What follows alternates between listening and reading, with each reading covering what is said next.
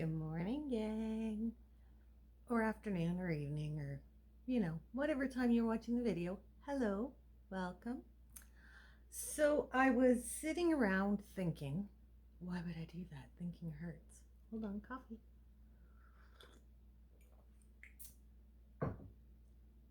What's my next project going to be?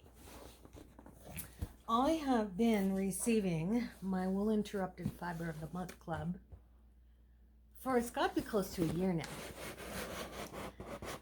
And I have been accumulating all kinds of beautiful rovings and bats.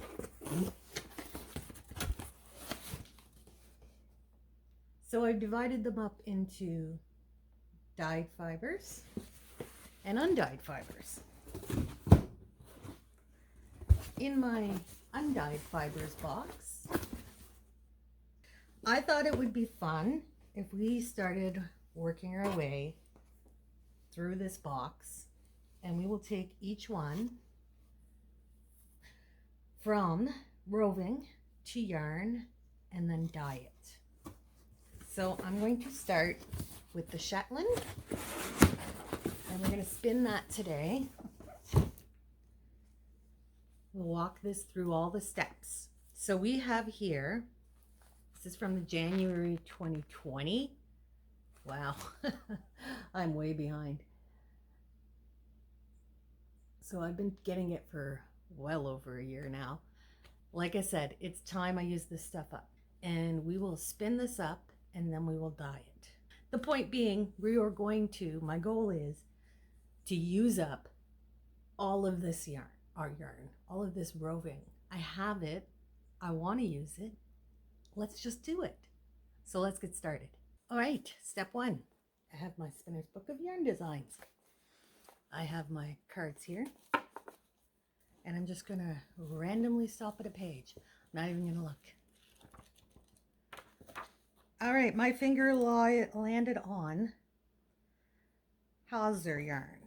All right, so hauser yarn. I have no idea how to do this. So I'm going to read up on this. It's a 4-ply. Wow. Oh my. I'm going to read up on this. I'm going to find some bobbins. And I guess we're spinning hauser yarn because I said that's what I was going to do, is wherever my finger landed. I can do this. Let's get started.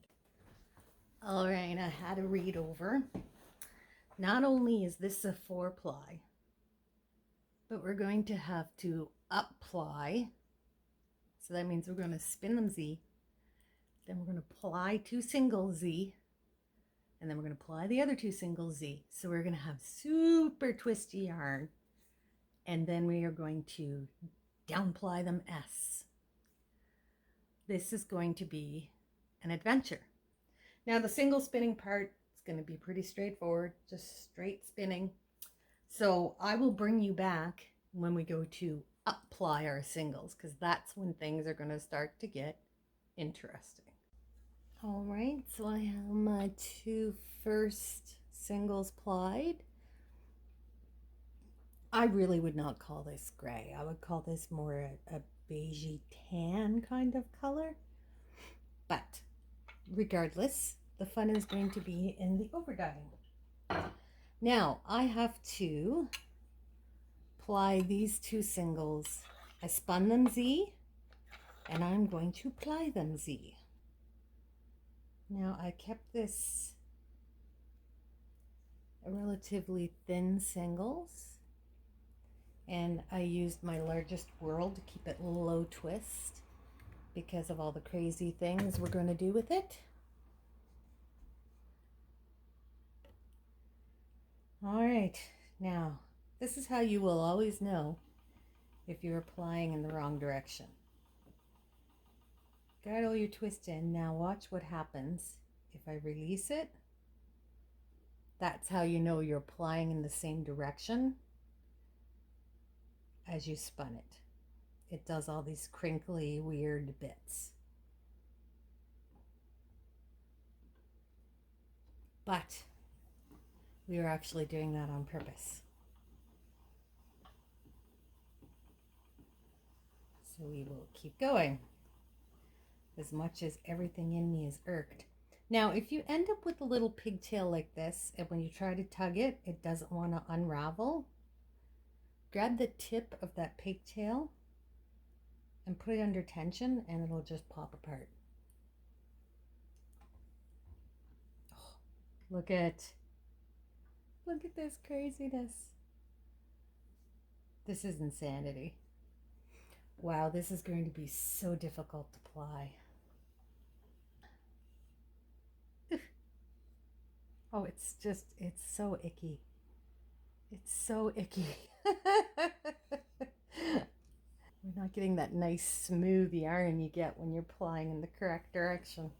This hauser yarn better be worth it, I'm telling you. So I'm going to just keep working away at this. I will be back when I have my other 2-ply done and we're ready to ply them into our final yarn. I'm having faith. This is going to work. It's going to be beautiful. All right, I'll see you in a bit. Here we have it.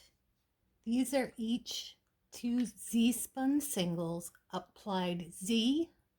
Now we're going to take them and we are going to S-ply them together into a hauser yarn, a basic 4-ply hauser.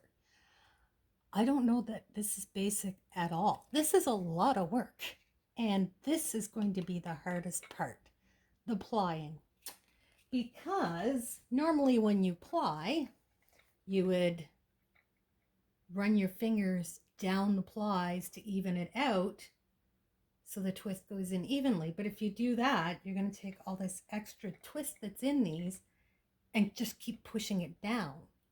So we're going to have to hold the twist there, use this hand to align our plied yarns here, and then just let the twist in all at once, then pump it onto the wheel. That's the theory. Can I do it? I don't know. So I've tensioned my Lazy Kate. I often don't. It just doesn't matter to me. But I actually have them under tension to try to contain stuff, because if we release this, look at what those do. Oh, they're crazy. So we've spun everything Z. We need to now ply it S. So first I will have to recharge my leader, and then we are going to tie it on. Here we go. I have my 2 here. I'm aligning them. I've stopped my twist here, so I'm going to get this onto the wheel. Then I'm going to let the twist build up and then let it in. And we'll see how that looks. Looks pretty loose in the plies, so I'm going to add some more twist. There we go. That's the look I want. All right, well, let's keep going. So we run it onto the wheel. Pull our 2 pieces up, make sure they're even, and let the twist in. Okay, so I don't seem to be getting enough twist fast enough for me, so I'm going to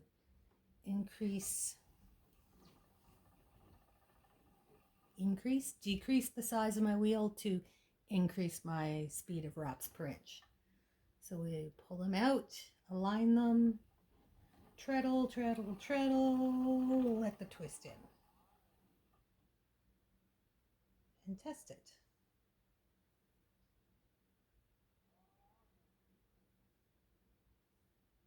So I'm not sure how much twist I should be adding, because this is looking relatively balanced, but I believe that the twist is coming from the excess Z spun. So let's add a little bit more twist. Look at what it does. That's insanity. You have to keep the tension to keep that managed, which is why my lazy Kate is tensioned. And I keep tension from there to there until I'm ready to let the twist in.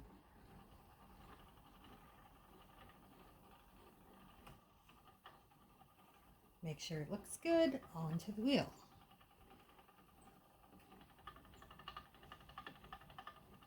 Make sure it looks good onto the wheel.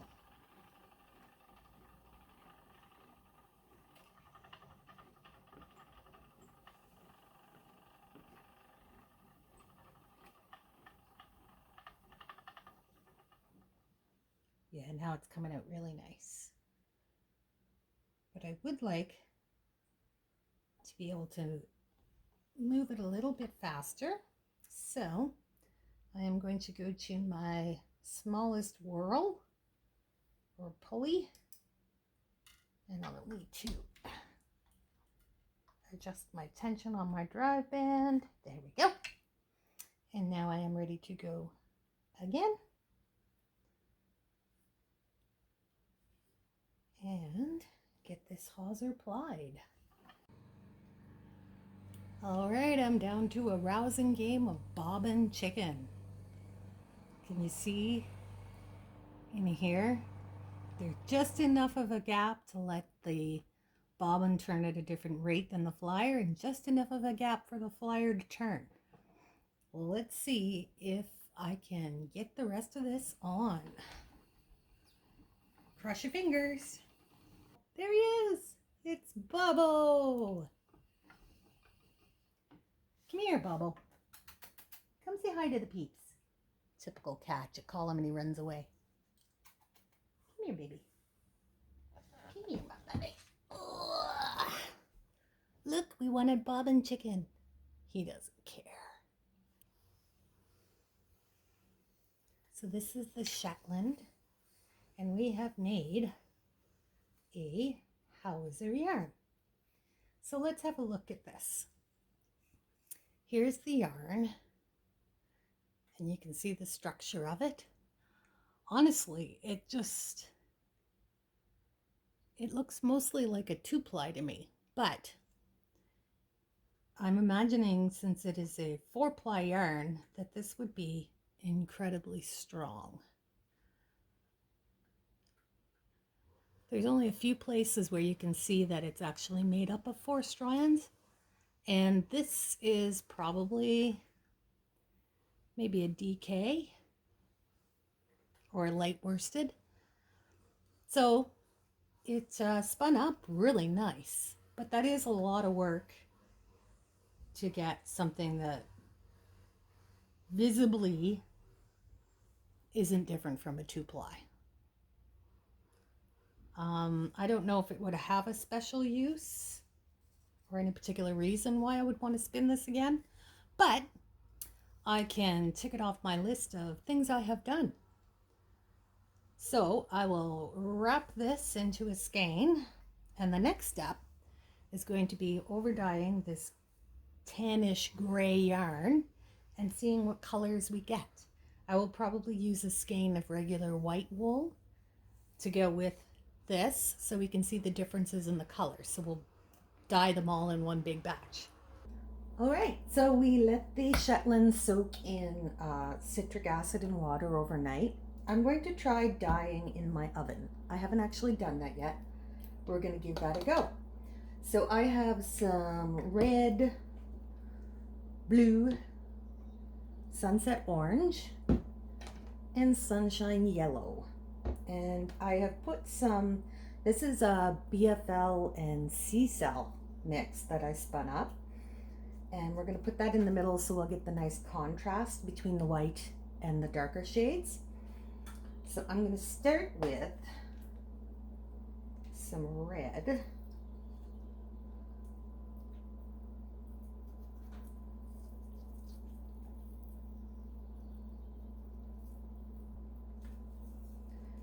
Then I'm going to go with sunset orange.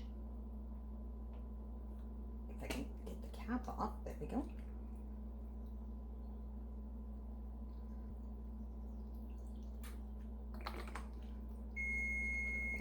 means my oven's warmed up. Then we're going to go with yellow. Oops. And finally, we will add the blue.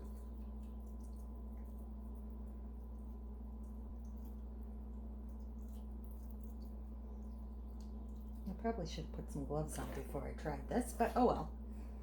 I'm used to having dye all over me. Alright, I'm just gonna put that in there.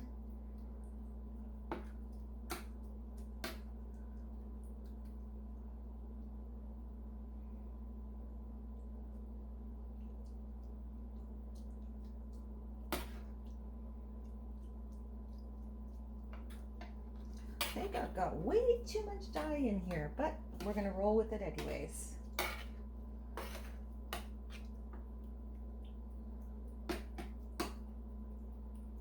So apparently I just need to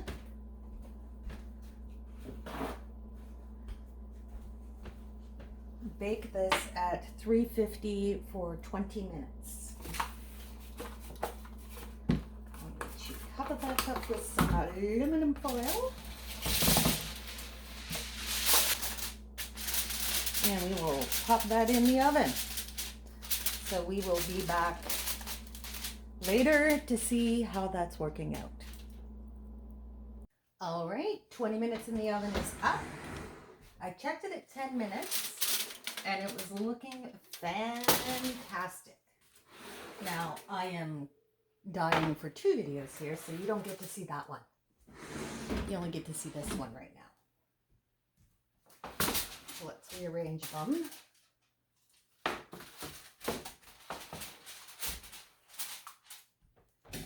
And bring them a little closer. All right, let's have a look and see what we got.